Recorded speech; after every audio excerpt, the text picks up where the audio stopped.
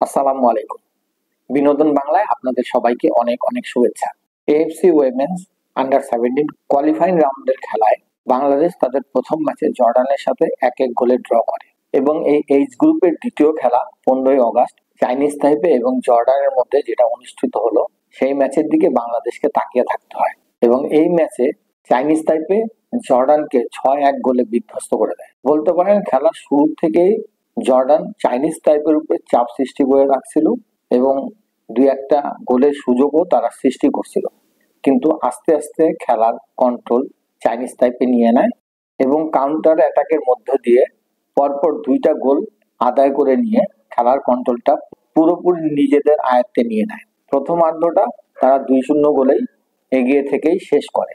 দ্বিতীয়ার্ধের শুরুতে জর্ডান যে ভুলটা করে সেটা হচ্ছে যে জর্ডান অল আউট ফুটবল খেলার চেষ্টা করে এবং এই অল আউট ফুটবল খেলতে যে জর্ডান খেয়ে হারায় ফেলে এবং এর পরিপ্রেক্ষিতে চাইনিজ তাইপে জর্ডানের ডিফেন্সকে নিয়ে একেবারে ছেলে খেলার মতো একে একে 4টা গোল দিয়ে দেয়।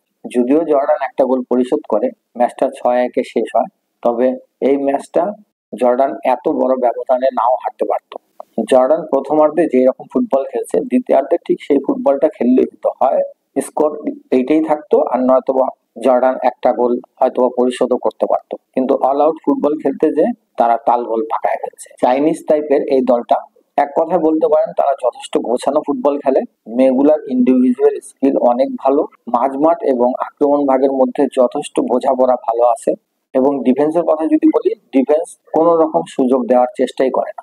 সব মিলিয়ে আমি এইটুকুই বলতে পারি যে চাইনিজ টাইপের এই দলটা তাদের যে ন্যাশনাল উইমেন্স টিমটা আছে তার ছায়া বলতে পারে এবং দলের ফরওয়ার্ড যারা আছেন তারা সুযোগ যদি পায় সেটা ডি এর বাইরে হোক আর ভেতরে হোক, তারা নেয়ার পোস্টে থাক এবং ডি বক্সের বাইরেই থাক, সেইখান থেকে তারা অ্যাটেম্প করে গোল পোস্টে। এইটা হচ্ছে তাদের আরো একটা বড় প্লাস পয়েন্ট। চাইনিজ টাইপে যে ফরমেশনে খেললো সেই ফরমেশনটা ছিল 4-3-3 এবং এই 4-3-3 এর ফরমেশনে তাদের মাঝমাঠে যে 3টা প্লেয়ার আছে, জার্সি নাম্বার 6, জার্সি নাম্বার 7 এবং জার্সি নাম্বার 10, এই 3টা প্লেয়ার মাঝমাঠটাকে একেবারে দখলে রাখে। বলতে পারেন জর্ডান এই জায়গাতেই চাইনিজ টাইপের সাথে অনেক বেশি পিছায় পড়ছে। চাইনিজ টাইপের মূল আক্রমণ গুলাই মধ্যমাঠ থেকে হয়।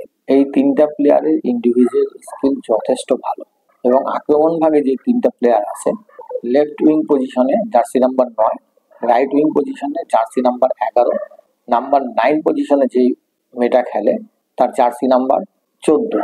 তবে এই নাম্বার 9 পজিশনে আরেকজনকে তারা সেকেন্ড হাফে নামায়, তার জার্সি নাম্বার ছিল 12।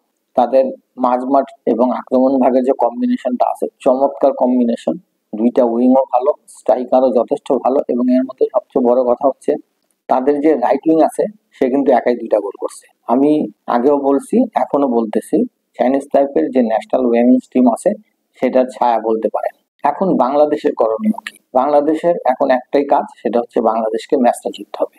এছাড়া বাংলাদেশের সামনে আর কোনো সুযোগ নেই। বাংলাদেশকে এনিহাও ম্যাচ জিততে হবে। বাংলাদেশের কোচ যিনি আছেন সাইফুল বারী টিটু ভাই কিন্তু 4-4-2-তেই খেলায় এবং 4-4-2-তে আমার মনে হয় কোনোভাবে চাইনিজ টাইপের এই দলটার সাথে বাংলাদেশ সুবিধা করতে পারবে। বাংলাদেশকেও চাইনিজ টাইপেরই মতো 4-3-3-এই খেলাইতে হবে এবং আমি আগেও বলছি 4-3-3-এ খেলাইলে বাংলাদেশের এই দলটা ভালো খেলবে।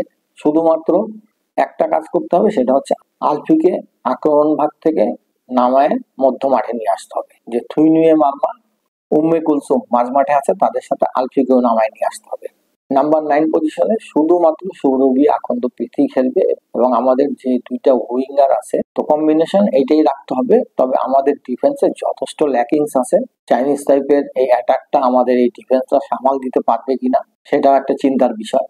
আমি যতদূর দেখলাম খেলা দেখে আমার কাছে এটুকুই মনে হলো যে টিটু ভাই যদি বাংলাদেশকে ডিফেন্সিভ মোডে খেলায় এবং কাউন্টার অ্যাটাক করায়, এইটাই বাংলাদেশের জন্য সঠিক সিদ্ধান্ত হবে।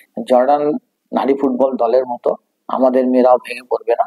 ইনশাল্লাহ আমাদের মেয়েরা ফাইট করবে এবং ম্যাচটা জয়লাভ করে অসম্ভবকে সম্ভব করবে, এটা আমাদের বিশ্বাস। আর আমার কমেন্ট বক্সে আমি খেলা শুরুর আগে ম্যাচের লিঙ্ক আপনাদেরকে দিয়ে দিব। তো ইনশাল্লাহ আবার দেখা হবে আপনাদের সাথে। আজকের মতো আপনাদের সবার কাছ থেকে বিদায় নিচ্ছি। আসসালামু আলাইকুম ওয়া রাহমাতুল্লাহ।